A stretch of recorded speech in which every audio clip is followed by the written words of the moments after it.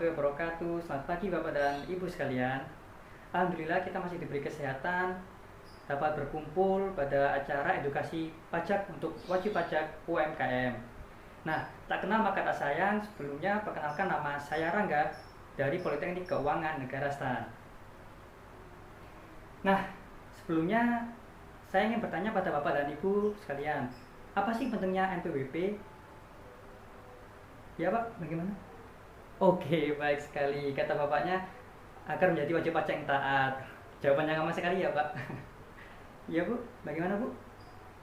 Oh, iya iya iya, benar benar benar benar. Kata ibunya sebagai untuk syarat untuk pinjaman di bank. Ya, jadi jawabannya tidak ada yang salah. Nah, saya di sini ingin meluruskan bahwa fungsi NPWP adalah untuk sarana dalam administrasi perpajakan. Jadi contohnya kayak misalnya di Perpustakaan Nasional nih. Nah, di Perpustakaan Nasional ada kartu Perpustakaan Nasional. Gunanya untuk apa? Untuk meminjam buku dan sarana lain. Nah, sama seperti NPWP. NPWP gunanya untuk membayar pajak, lapor pajak, dan sarana administrasi lainnya. Nah, kita masuk ke materi utama kita, yaitu tentang Peraturan Pemerintah Nomor 23 Tahun 2018, Pemudahan Pajak bagi UMKM. Nah, sebelumnya pasti Bapak dan Ibu sebagai wajib pajak UMKM tidak terlalu asing dengan Peraturan Pemerintah Nomor 23 ini kan. Nah, sebenarnya PP Nomor 23 ini apa sih? Jadi, PP Nomor 23 ini mengatur tentang pajak penghasilan atas penghasilan dari usaha yang diterima atau diperoleh wajib pajak yang memiliki peredaran bruto tertentu.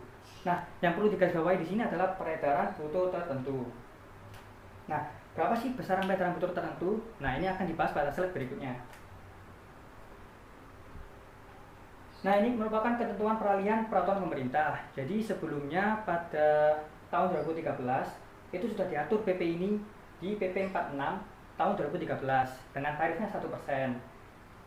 Nah, negara tidak memandang sebelah mata para UMKM. UMKM ini kan meskipun dia kecil, tapi dia banyak sekali di Indonesia. Jadi membuat perekonomian Indonesia semakin baik. Oleh karena itu negara memberikan keringanan bagi kita pelaku UMKM agar lebih maju lagi dengan pajak yang ringan.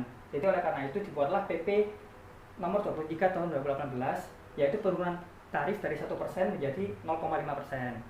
Nah, jadi semisal pada masa Oktober misalnya. Nah, itu Bapak dan Ibu terutangnya 5 juta sebelumnya. Nah, karena tarifnya 0,5%, jadi cuma bayarnya separuh, jadi 2,5 juta. Nah, PP 23 ini berlakunya mulai dari 1 Juli 2018 sampai sekarang. Nah, jadi misalnya pada masa Januari 2018 sampai Juni 2018 itu berlakunya 1% masihnya. Nah, setelah lewat Juni 2018, nah itu baru berlaku 0,5%. Nah, jika Bapak dan Ibu ingin tahu tentang pelaksanaan PP ini, nah bisa dilihat di PMK 99 garing PMK 03 tahun 2018. Nah, ini yang tadi, siapa yang boleh memanfaatkan PP 23 tahun 2018? Nah, yang boleh memanfaatkan ada yang pertama, WP orang pribadi. Nah, seperti Bapak dan Ibu yang di sini saat ini merupakan WP orang pribadi. Nah, yang melakukan kegiatan usaha selama memiliki omset tidak lebih dari 4,8 miliar dalam 1 tahun. Jadi, ini yang perlu digarisbawahi adalah 4,8 miliar. Jadi, misalnya omset Bapak dan Ibu lebih dari 4,8 miliar, maka tidak boleh menggunakan tarif ini, menggunakan PP nomor 23. Maka balik lagi ke tarif pasal 17. Nah, selain WP orang pribadi juga ada WP koperasi, CV dan firma dengan syarat yang sama, yaitu peredaran brutonya tidak lebih dari 4,8 miliar setahun. Nah, tarif pajak UMKM ini sama yang di state di awal tadi, yaitu 0,5% dikali peredaran bruto usaha. Jadi omset yang diperoleh kita, nah itu langsung dikali oleh 0,5%. Nah, ini tarif ini merupakan pajak final. Ingat, yang perlu diingat adalah selama peredaran bruto tidak lebih dari 4,8 miliar dalam setahun. Nah, mungkin Bapak dan Ibu tidak asing lagi dengan minuman yang trending saat ini kan? Ya benar, ini namanya adalah boba. Nah, yang perlu kita ketahui bahwa dari 200 minuman boba yang laku, nah ternyata cuma 1 gelas yang disetorkan ke kas negara. Nah, cuma 1 gelas saja yang dibayarkan pajaknya. Jadi benar-benar tarif ini nih meringankan kita sebagai pelaku UMKM. Jadi kita tidak perlu khawatir membayar pajak yang terlalu besar seperti itu.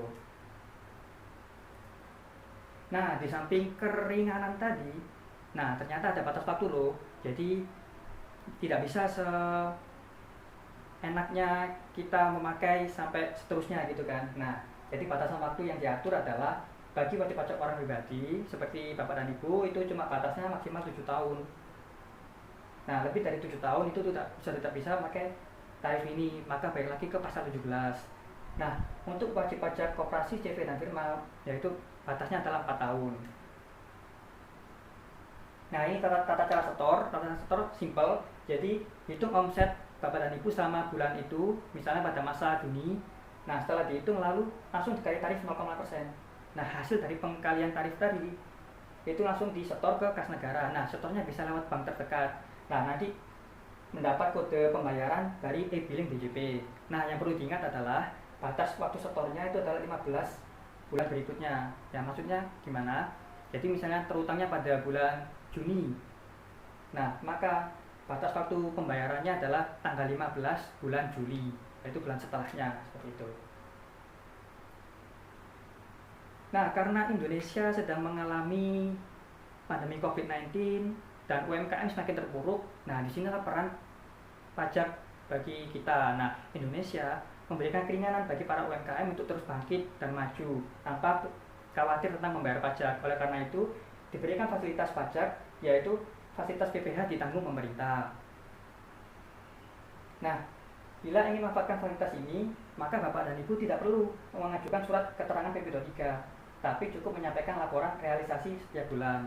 Nah, bila Bapak dan Ibu ingin mengetahui lebih lanjut tentang fasilitas ini, bisa diakses di PMK 110 garing PMK 03 tahun 2020, perubahan atas PMK 86 PMK 03 2020 tentang insentif pajak untuk wajib pajak terdampak pandemi COVID-19. Nah, sekian materi edukasi yang dapat saya sampaikan. Semoga materi hari ini bermanfaat bagi kita, dapat kita pahami dan membuat kita sadar akan pentingnya perpajakan bagi Indonesia. Nah, saya pamit undur diri. Wassalamualaikum warahmatullahi wabarakatuh. Pajak kuat, Indonesia maju.